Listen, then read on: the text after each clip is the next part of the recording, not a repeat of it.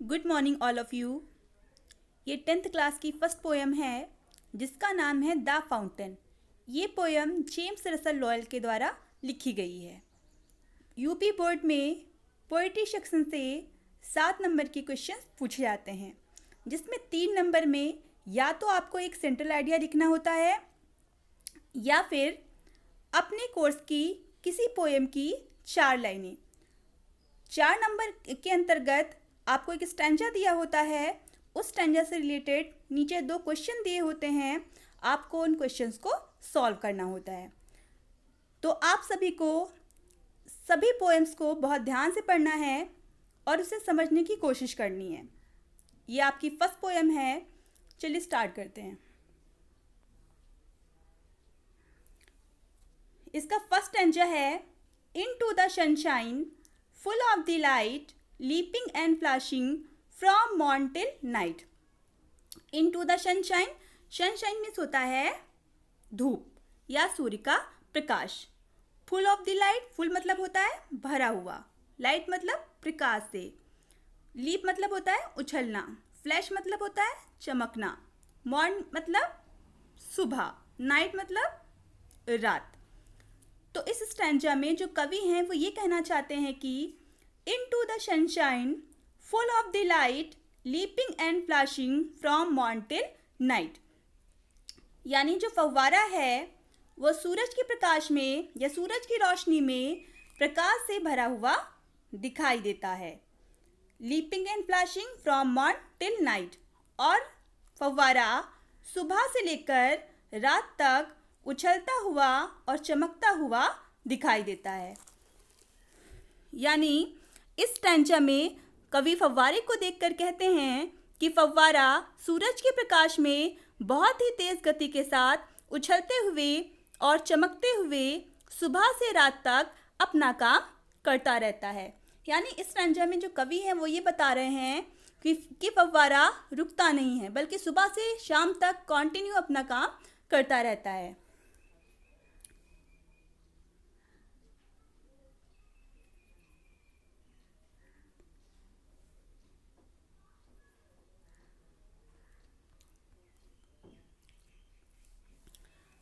अब आपका दूसरा स्टैंजा है, into the moonlight whiter than snow waving so flower like when the winds blow.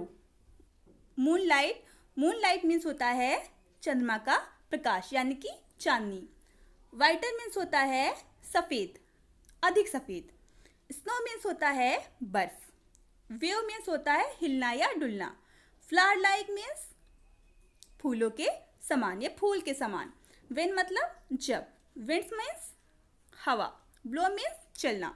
यानी इस स्टैंजा में जो कवि हैं वो ये कहते हैं, into the moonlight whiter than snow waving so flower like when the winds blow, यानी कि फव्वारा चंद्रमा के प्रकाश में बर्फ से भी अधिक सफ़ेद दिखाई देता है। Waving so flower like when the winds blow, और जब हवा चलती है तो फव्वारा फूल के समान हिलता हुआ दिखाई देता है। यानी इस स्टैंजा में कवि चंद्रमा की रोशनी में फव्वारे को देखते हुए कहते हैं कि चांदनी रात में फव्वारा बर्फ से भी अधिक सफ़ेद दिखाई पड़ता है, और जब हवाएं चलती हैं तब ये फूलों की तरह हिलता हुआ दिखाई पड़ता है।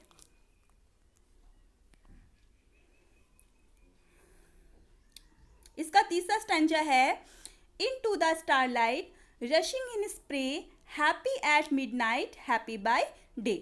स्टारलाइट मतलब होता है तारों की रोशनी। रश्मि होता है उछलना या तेजी से आगे की तरफ बढ़ना। स्प्रे मीन्स होता है फुहार फेंकना। हैप्पी मीन्स खुश। मिडनाइट आधी रात। डे दिन। Into the starlight rushing in spray happy at midnight happy by day, यानी इस स्टैंजा में जो कवि हैं वो ये कहते हैं कि फव्वारा तारों के प्रकाश में तेज गति से फुहार फेंकता हुआ दिखाई देता है। हैप्पी एट मिडनाइट ये आधी रात में भी खुश होता है। हैप्पी बाय डे और दिन में भी खुश दिखाई देता है। यानी कवि कहते हैं कि फव्वारा तारों की रोशनी में तेजी से चलता हुआ और फुहारे फेंकता हुआ दिखाई दे रहा है। वो आधी रात के समय भी खुश दिखाई पड़ता है और दिन के समय भी वो खुश रहता है। इसका अगला स्टैंजा है, ever in motion, blithesome and cheery, still climbing heavenward, never aweary. Ever means होता है हमेशा, मोशन मीन्स गति, बाइसम एंड चेयरी खुश और आकर्षित करने वाला, क्लाइंब मतलब होता है, क्लाइंब मीन्स होता है ऊपर चढ़ना, हेवनवर्ड ऊपर की ओर, अब वेरी मतलब थकना या थका हुआ, नेवर मीन्स कभी नहीं। Ever in motion, blithesome and cheery, still climbing heavenward, never aweary. यानी इस स्टैंजा में जो कवि हैं वो ये कहना चाहते हैं कि जो फव्वारा है वो हमेशा गति में रहता है, बाइसम एंड चेयरी प्रसन्न और आकर्षित करने वाला दिखाई देता है, स्टिल क्लाइंबिंग हेवनवर्ड वो हमेशा ऊपर की ओर जाता है, नेवर अ वेरी और कभी भी थकता नहीं है। यानी कवि कहते हैं कि फव्वारा हमेशा गतिशील और खुश दिखाई देता है, वो हमेशा ऊपर की ओर चलता है और अपने काम से कभी भी थकता नहीं है, यानी वो हमेशा अपना काम करता रहता है। Full of a nature, nothing can time, changed every moment, ever the same. Full means होता है भरा हुआ, नेचर मीन्स प्रकृति, नथिंग मतलब कुछ नहीं है, कोई नहीं, टेम नियंत्रित करना, चेंज परिवर्तित करना या परिवर्तित, एवरी प्रत्येक, मूवमेंट क्षण, सेम उसी प्रकार, एवर हमेशा, full of a nature, nothing can time, changed every movement, ever the same. यानी कि इस स्टैंजा में जो कवि हैं वो कहते हैं कि फव्वारा हमेशा प्राकृतिक गुणों से भरा हुआ दिखाई देता है, नथिंग कैन टेम और उसे कोई भी नियंत्रित नहीं कर सकता, चेंज्ड एवरी मोमेंट ये प्रत्येक क्षण बदलता रहता है, एवर द सेम फिर भी ये उसी तरह से दिखाई देता है। यानी कवि कहते हैं कि जो फव्वारा है वो हमेशा गतिशील रहता है, यानी कि जो फव्वारा है उसमें हमेशा गतिशील रहता है और उसमें प्राकृतिक गुण पाए जाते हैं, कोई भी वस्तु उसे अपने काम करने से नहीं रोक सकती है, यद्यपि वो प्रत्येक क्षण बदलता रहता है फिर भी हमेशा वैसा ही दिखाई देता है। अगला स्टैंजा है, glad of all weathers, still seeming best, upward और डाउनवर्ड, मोशन दाई रेस्ट। यानी इस स्टैंजा में कवि क्या कहते हैं, पहले मीनिंग देखते हैं। ग्लैड मीन्स होता है प्रसन्न या खुश, वेदर मीन्स होता है मौसम, सीम मीन्स होता है प्रतीत होना, बेस्ट मीन्स सबसे अच्छा या सर्वश्रेष्ठ, अपवर्ड ऊपर की ओर, डाउनवर्ड नीचे की ओर, मोशन गति, दाई मतलब होता है तुम्हारा, यहाँ पर इसका अर्थ उसका है रेस्ट विश्राम आराम। यानी इस स्टैंजा में कवि क्या कहते हैं, चलिए देखते हैं। ग्लैड ऑफ ऑल वेदर्स यानी जो फव्वारा है वो सभी मौसमों में प्रसन्न दिखाई देता है, स्टिल सीमिंग बेस्ट और अपना सर्वश्रेष्ठ प्रदर्शन करता है, अपवर्ड और डाउनवर्ड वो कभी ऊपर की ओर जाता है और कभी नीचे की ओर आता है, मोशन दाई रेस्ट उसकी गति ही उसका विश्राम है। यानी कवि जो है वो कहते हैं कि फव्वारा जो है वो हर मौसम में खुश दिखाई पड़ता है, वो कभी ऊपर की ओर जाता है और कभी नीचे की ओर आता है, लगातार वो चलता ही रहता है, उसकी गति ही उसका आराम का समय है, यानी कि वो जब गतिमान होता है तभी वो आराम करता है। इसका अगला स्टैंजा है, ceaseless aspiring, ceaseless content, darkness और सनशाइन दाई एलिमेंट। सीजलेस मतलब होता है लगातार निरंतर, एस्पायरिंग मतलब होता है आगे की ओर बढ़ना या फिर ऊपर की ओर उठते जाना, कंटेंट मतलब होता है कंटेंट मीन्स संतुष्ट, डार्कनेस अंधकार, सनशाइन प्रकाश, दाई उसका, एलिमेंट तत्व या गुण।